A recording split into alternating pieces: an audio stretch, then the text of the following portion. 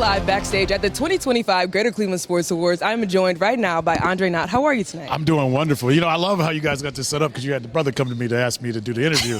If you would have came, I would have said absolutely. No, if I had the opportunity, I would have walked over. But I appreciate you taking the time.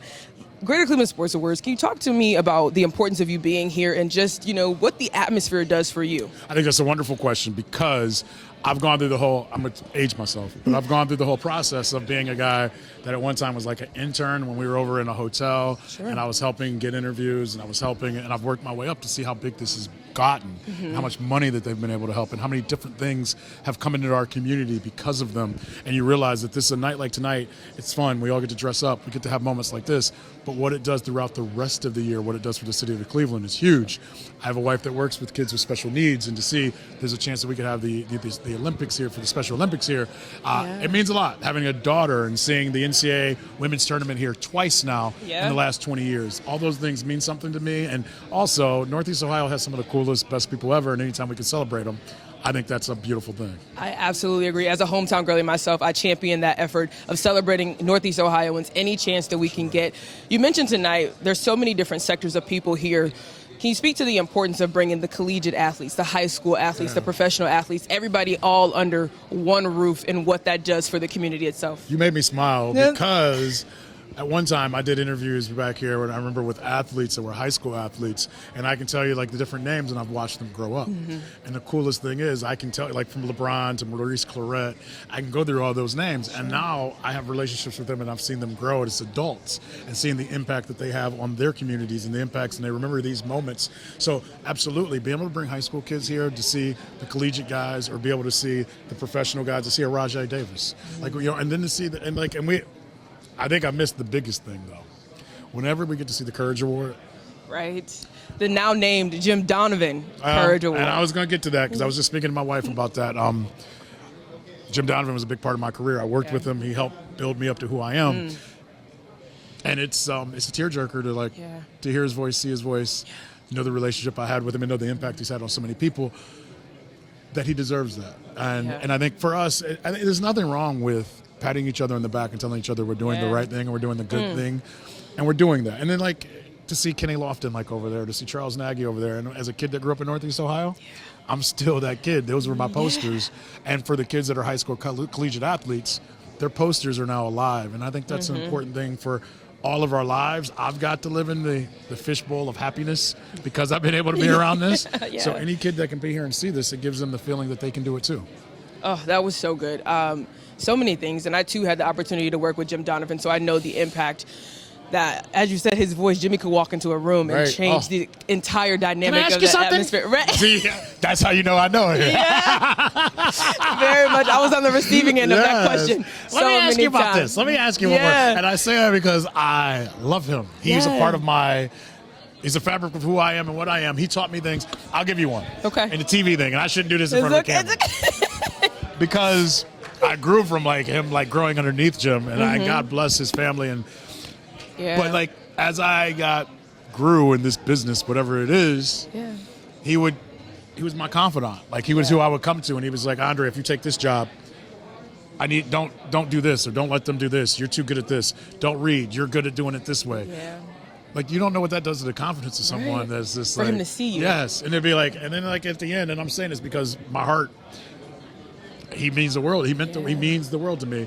At the end, he was but towards the end of his life, and when we knew, he was like, "You've achieved who you are, what you are. You've carved out your own niche. I'm so proud of you. Now you got to pass that along to the next person." Oh. So that's what I'm living and doing, and why I'm happy to be here. Amazing. Such a touching and moving part of your life, Jimmy, was all of our lives. Anyone that got to experience if you grew up really here, was, he's part of it. Yeah, the voice of the Cleveland Browns. Literally, you know his voice at any junction. But talk to me a little bit about your own experience in the industry, and is there a memory that sticks out to you the most personally? Sitting in this building, since we're celebrating this building. Okay. 30 years here, Rocket Mortgage. I've worked my way up through this system. So I say that. I played the music here back in the day, way back in the day. Oh, we're finding out things. I remember when I used to be in the chicken suit, and I can say that. See, I'm going all the way back. I remember doing the meetings over there. The talent I got to grow up with here, and to be able now to do my job in baseball and travel the world, and to be able, I can be in Atlanta, I can be in San Diego, I can be in Denver. and I see someone from Cleveland or somebody that I worked with here in this building that has grown. Yeah. And I think that's the coolest thing ever. But my best memory, you asked, we showed it during the show tonight. 2009, Cavaliers against the Orlando Magic. Okay. We're down 1-0 to the Orlando Magic, and LeBron hits the shot going that way. This building shook. I can remember I was sitting up in the Joe Tate perch because I used to work up there, because that's when I did the music. And I'm telling you, I can walk in that building right now, or inside that bowl right now, and I can still feel it shaking from LeBron hitting that shot. So that's the one, Game 6 and 16 also. I'll never forget. But I was in the suite with all the bougie people. You were embracing the life that you had worked hard for. That's okay. That's okay. But that was good, too. But it wasn't like that. Last two questions that I'll ask you that are completely unrelated to sports. It is Black History Month. Yes. Can you talk to me about what it means for you to celebrate? Absolutely. I think we have to walk in a path in a way that makes every person that looks like us, whether female, whether male, that realizes they can have the same dreams that we all have and that it's possible. And I think seeing us is bigger than anything else I can say or do, and not being afraid of the shadow or being afraid of what people think, but walking creatively and openly and not afraid to be who you are, because there's some kid that looks like you, that sounds like you, that wants to be like you. And if you're not doing what you're doing the way you're doing it with a smile on your face and doing it happily the right way, then why would that kid do it? So they don't have to be you, they don't have to be me, but I want every chance, because I had that, you had that, and at some point I hope that we get to a point that it is important for Black History Month, but like kids can see anyone and they can feel like I can be that. So I know that I do that. I work in baseball, girl. Yeah. Like half the Dominicans think I'm Dominican. They do. Yeah. But I say that as in a way of having open conversations with people and making them realize I'm just like you. And I realize as I get older and having kids that it is important to see representation that looks 100%. Like you, feels like you. And you don't have to do what I do, but you can. I had a family member tell me, rest in peace to my aunt, but she always told me, she was just like, you have to feel like you can do this because there's some other kid right now that's watching, listening to you, that needs to have that same dream, and you need to help fulfill it for them. Absolutely. So that's what you're doing and I'm doing. So when this plays, I'm going to let my daughter see it and be like, see, you don't got to be like that. She already thinks she's better than me anyway. You got to let the authenticity shine, though. Absolutely. But you mentioned those inspirational people. Who was the inspiration for you? Who did you watch, and who were you saying, like, if they can do it, I can do it? Oh, my. That's a... I'm hitting you with the good ones today. That is a good one. No, it's a good one because there are multiple... Like, Stuart Scott. Yes. Was mine because that was the first time, like, growing up, like not even like hip hop, just like being able to have personality, and not just read the script. You know what I mean? Yeah, like, absolutely. I can put a little of my flavor in there. I can be a little bit of me. So that was big. Robin Roberts was a big one, who I met here, and you can look it up. Robin Roberts did this show years ago, and through family, because everybody from the South, we ended up finding out we were like, somebody knows somebody. She was Mississippi. I was like, I know somebody in Mississippi. But funny story is we did know family, and the way she represented it and the way she went about it, it made me realize, like, and this is when I was working for the radio station right behind where we're at right now. Yeah.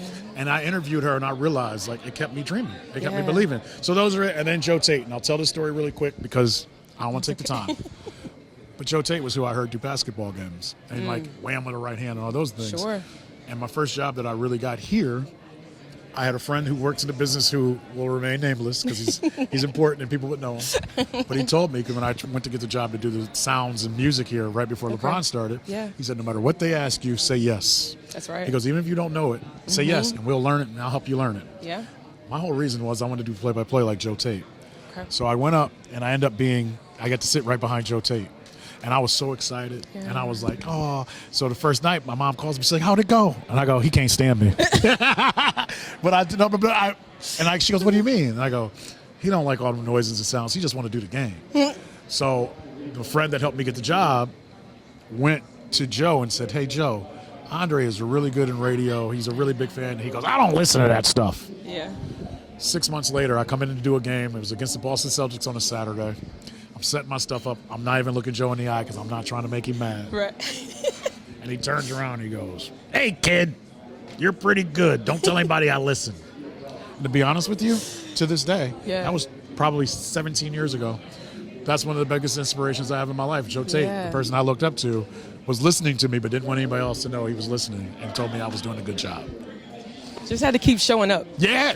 That's half of it, though. Yeah. That's half of it. You just got to keep showing up. And you don't find your feet. You don't find your level until you keep doing it. And I'm still looking.